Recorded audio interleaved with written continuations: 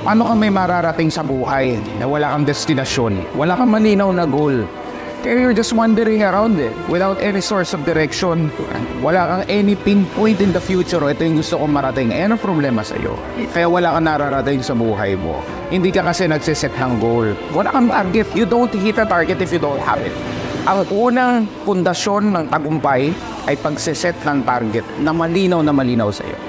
Iset mo na yan. Paikot-ikot ka lang, walang direksyon. Kasi wala kang target.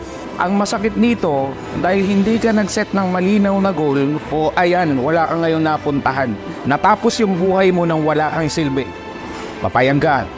So ang gawin mo, mag-set ka ng malinaw na goal. Isulat mo sa papel yung gusto mong marating 5 years, 10 years, 15, 20 years from now, tapos maging malinaw ka doon. Ipaskill mo sa pader. Kasi ayan ang susi para meron kang tunay na mapuntahan is kung meron kang tunay na direksyon.